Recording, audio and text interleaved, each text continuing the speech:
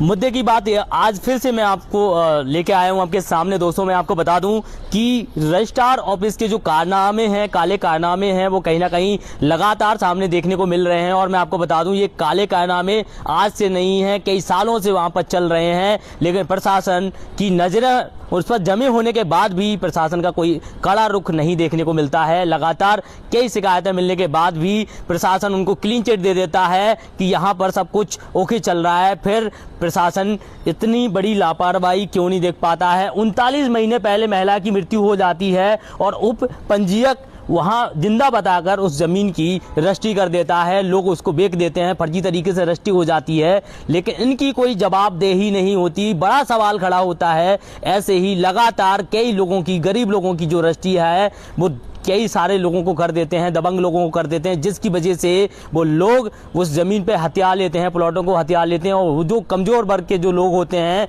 वो लगातार अपनी आवाज़ को इन कार्यालयों में अपनी शिकायतें लेकर आते हैं, लेकिन किसी तरह की कोई सुनवाई नहीं हो पाती। लगातार कई महीनों तक केस चलता है और वो हाई कोर्ट का रुख अपनाते हैं, लेकिन न्याय तब भी नहीं हो पाता। दोस्तों, मैं आपको बता दूं, ये कोई पहला मामला नहीं है। लगातार हम ऐसे कई मामले दिखाते आए हैं और कई सारे मामलों पर चर्चा कर रहे हैं। और मैं आपको बता दूं, ये जो कागज आप देख रहे हैं, इस खबर के पीछे 4 FIR लगी हुई हैं, जो कहीं ना कहीं उस रजिस्ट्रार कार्यालय में सब रजिस्ट्रार के ऊपर हुई हैं। और अभी तक वह भ्रष्ट अधिकारी अभी तक कुर्सी छोड़कर नहीं गया है और कुर्सी पर जमा हुआ है। बड़ा सवाल खड़ा होता है, किसके संरक्षण में इतना बड़ा काम हो रहा है? किसका हाथ है, किसका आशीर्वाद है? ग्वालियर में कहीं ना कहीं ऐसे भ्रष्ट अधिकारियों की जो लाइन है वो कहीं ना कहीं अगर काम किया जाए तो आपको मैं बता दूं कई सारे भ्रष्ट अधिकारी निकल के सामने आएंगे। और खासकर रजिस्ट्रार एक ऐसा विभाग है जिसमें भू माफियाओं का बड़ा संरक्षण है। और मैं आपको बता दूं, हमारा जो विषय था,